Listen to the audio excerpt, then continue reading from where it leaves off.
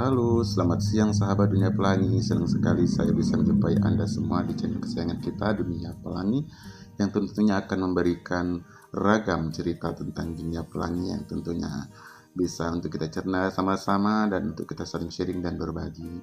Bagi kalian semua yang belum subscribe, silakan subscribe, like, comment, and share untuk membangun sama-sama channel YouTube kita ini. Dan bagi kalian yang mau mengirimkan cerita untuk diceritakan di sini, silakan ke via email di sonysauja@gmail.com. Tentunya privasi Anda akan kami jamin, kami rahasiakan selalu ya. Dan jangan lupa juga untuk tekan tombol notifikasi biar kalian tidak ketinggalan cerita-cerita terbaru dari dunia pelangi.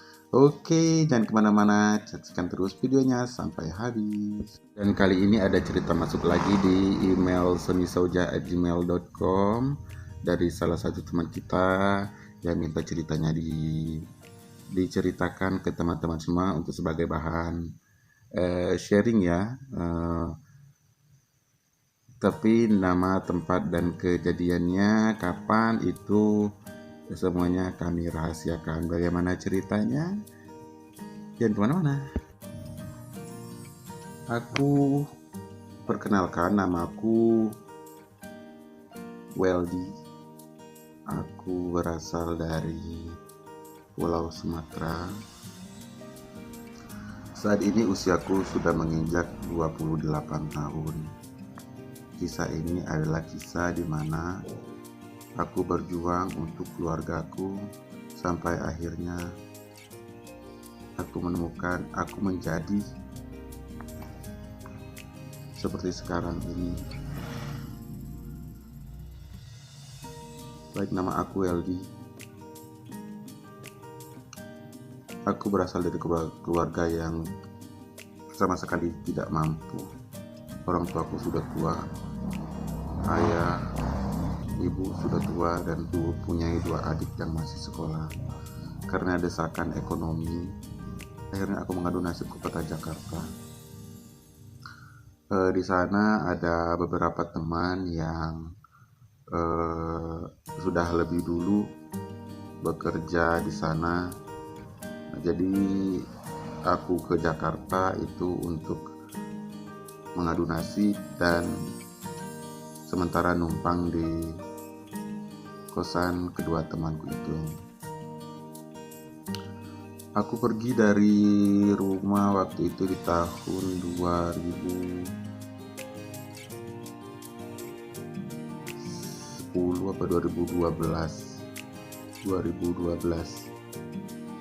Aku pergi dari rumah itu sekitar 2012, minta izin ke orang tua kalau aku mau pergi cari pekerjaan di Jakarta. Orang tua mengizinkan, namun dia bilang kalau aku harus ingat adik-adik di kampung, kalau misalnya dapat uang itu untuk membantu pendidikan mereka.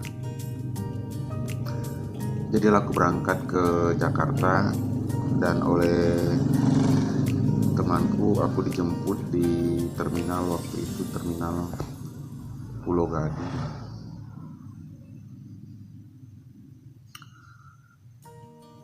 Beberapa hari di kontrakan temanku itu 2 orang, satu namanya Andre, satu lagi namanya Kio. Mereka sudah bekerja di salah satu pabrik yang ada di bilangan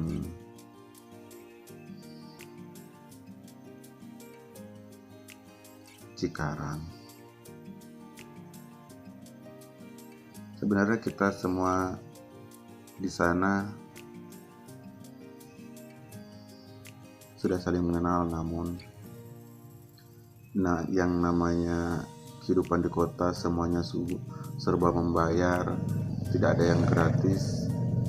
Jadi dalam 1 minggu saja saya numpang di rumah mereka, di kosan mereka sudah terlihat gelagat yang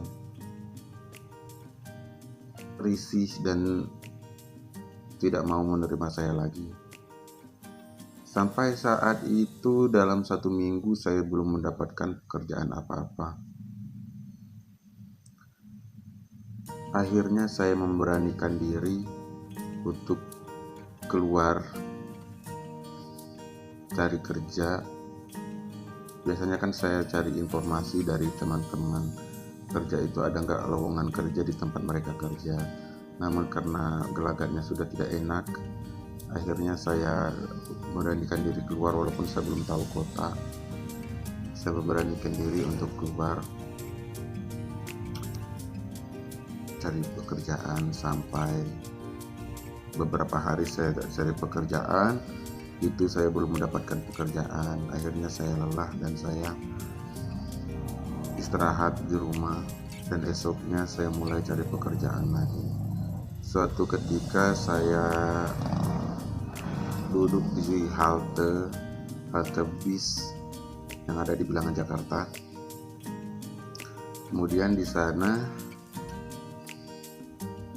ada seorang laki-laki duduk juga di halte. Kami ngobrol-ngobrol, bercerita panjang lebar. Ternyata dia berasal dari kota Bandung. Orangnya baik, ramah. Saya tidak mengerti apakah mereka baik ada maunya atau gimana, saya tidak tahu karena saya juga orang dari kampung, jadi saya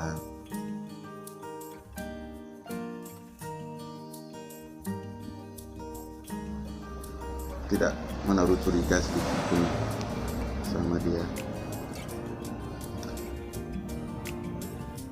Berapa jam kami ngobrol di halte tersebut, akhirnya dia, cowok itu namanya Zega, mengajak saya ke apartemennya dia.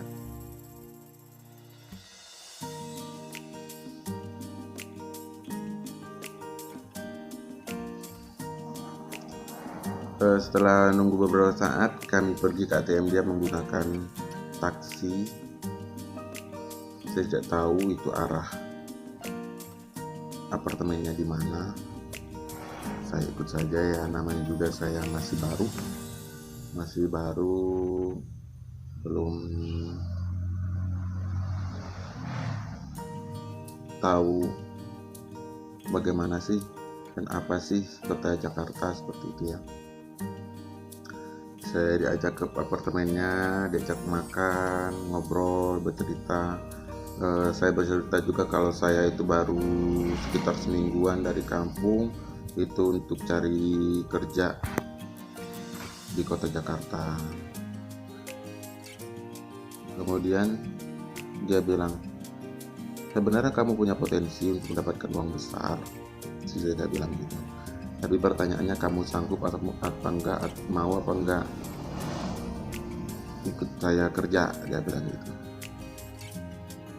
Kamu tahu apa yang saya dapatkan? Uang, rumah, apartemen, kebutuhan lainnya, kamu tahu dapat dari mana? Dia menjelaskan seperti itu. Dia dapatkan dari pekerjaannya yang memiliki penghasilan besar di setiap bulannya. Saya begitu tertarik, akhirnya saya mengiyakan untuk ikut dia bekerja.